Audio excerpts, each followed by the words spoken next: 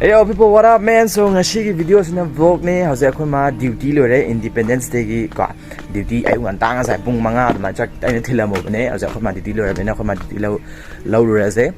aduga yen jo lorak se adu yen thong se shidi hauna cha tarage Independence Day ge aduga vlog ngasi dukan ama ma kai kai chati kamai kamai to loina haira age akhoi lambi je ade baduna gari ga aina sida mapana thamme ko hause chala je sina loina puri ne agi thaba yang whatever ina chat pa jaga khuding makta ina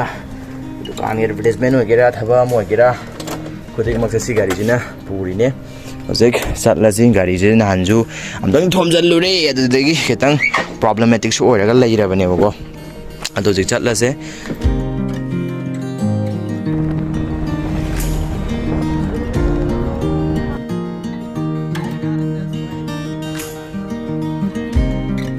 okay hojek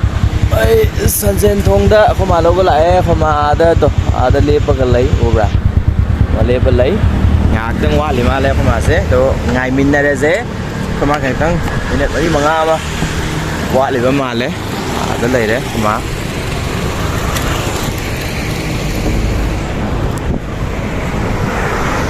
oi nai yeng se ke no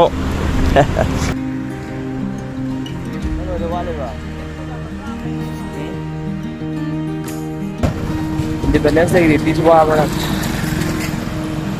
Kita diserang boy. Pam deh. Dia pun mengeluarkan. Halah zero. Independence Day. Jap.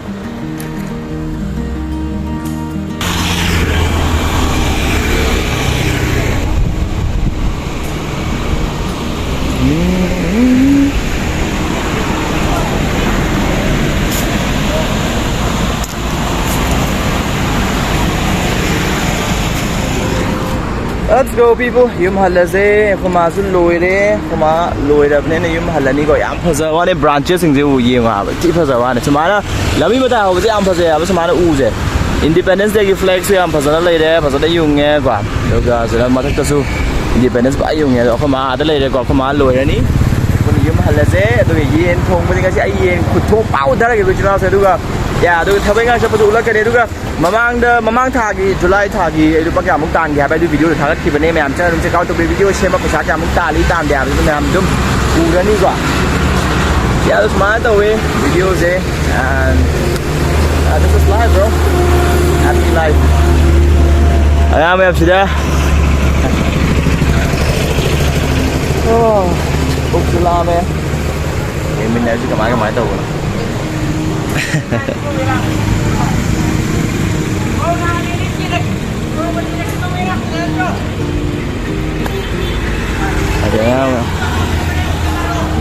Ha!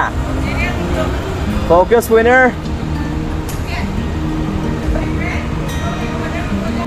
Alle apa bagi bari di kilo ya.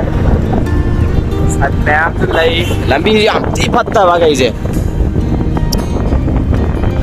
Singoi, sanoi. Sino ka di ba now? Yen lâu đi, yen lâu ba? Apa tu agak kalau ni, kalau dah yen apa lagi?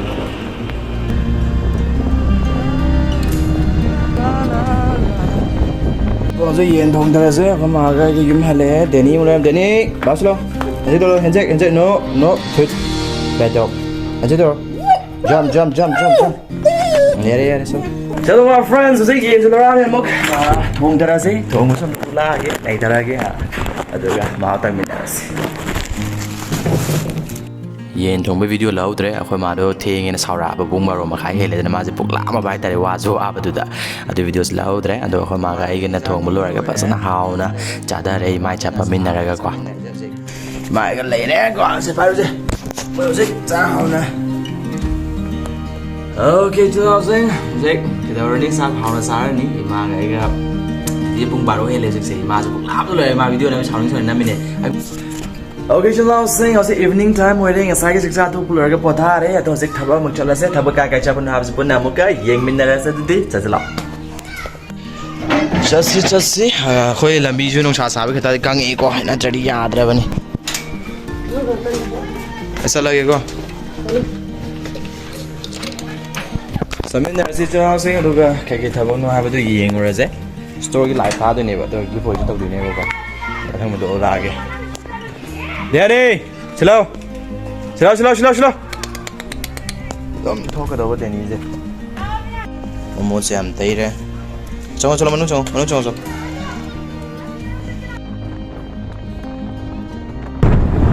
Speck ꯀꯥꯎꯊꯣꯛꯑꯝꯃꯦ ꯃꯤꯠꯁꯦ ꯅꯨꯡꯉꯥꯏꯇ꯭ꯔꯦ. Okay people, so first location ay yawreko thabak ki hojik kanegumba imphal gi moigi nongma kalaga lottery tawgi foi tawdo tawba lae mo location sida hata minute thonje lere de sida laga kanegumba imphal an lere ni du hojik changasi live thadu hosi kamai tawe habasi yengminar si so house thing so ko brother sai du selere me masamo to phajaba but manba ka customer me ama lere me sida hojik aina khalubana kanegumba imphal ajibu follow to bi moigi Facebook follower me am sidagi top fan dagi top 10 ta khandoga live dak thadoga winner announcement tak tawrak khan mene ba dubu kamai taw ha kan sida mamang thage khan ga tawbani na handa ki august ga punjan gra ba duna maram mor khalaga loina I thokna ba khandokna ba tawda matam tine changre ko. Okay, chalo sing hosik sa kanegumba the live thage tawdo ko ki I thokba ya ti thokba changa ba do I thokba je ba I thoe adu nimidang ta gre pung 3 makai hen chale ko ai di ai tha ai phat thado phat loi ga khan ne but nimita thokre si me am ni ne ba am kana first time no ke do top 10 khan ne ba kanegumba the falls moi ge tum no kalaga do thui kya ma tawri de le kala ka ke kya ma do ne me am su real me am su ramani ko as a live thado ase top 10 winner khalase adu kana winner oi banu ai ase koi kanegumba story winner jing si khalase ko mai paisha laga zik tawraga zik hanne do pung ni pa na pan ta do ma na sun dang da harake aduga yeng winner ku chuna sa dudi live thado ge aduga loira ma harake hey yo baga koi store kanegumba imphal ni mai kai digi nganu kanga ma first person na thamjagani loina na miyo tara trama dum khanjagani ko ma ko khan giba dumana adu ni ma'am 30,000 followers ye yoga do rabane kitang ngare bane 3,000 ki race kitang ngare yawal se 26 27,000 yoshal ka do re ko 27,000 di madunga isi khara ka dangai si yoshal se me am video tak share so biramo oi chama sing hose koi brother na thong thing e live thaba loire winner sing announcement tau gre adu ga jek store amagi amukau jek ke dori hare ba phone tau re ba moi jaga ani gi advertisement wari sana jana du gi hape abdang chalu gi ge adu lor gi yum ma hai to ani so ya makha mo yeng min se ke wari sana ba no do ai na amda explain da rakya so yeah that's it Sumana taraga store amage muk advertisement wari sana ba chatle wadi ware hwa ba taraga so agi hona ba thok padi hona ga dawbani na agi chapam thok muk chatle akoina punchi da mai pa ke ha ba taraga di pung yeng ba se thadok pa tare pung yeng ga leire de khoi punchi da mai pak pa thengani pung yeng da bi da khoi gi hona ba thok pa se hona ba thabak leire ga shu ba du ga khoi punchi da ngan na mai pak pa taraga de khoi gi imai pa so ngan na rawan mangam gani makoina hanoi tringai da du ga khoi isa na isa gi damakta de pa so ngam gani khoina warak pa matam da ma so khoi gi imai pa na warak pa matam da store gi detail laure aduga store advertisement se kamai tawjage habse wari watai tawraga yumda hanba matamda puma pan makha dum tagre aduna khoi mayam punsi da kan hona minasi mai pak na bai damakta du khoi gi imai pa bharau na thamba ngam da bai damakta thank you so much for watching aduga mathangi video da mu thengnarasi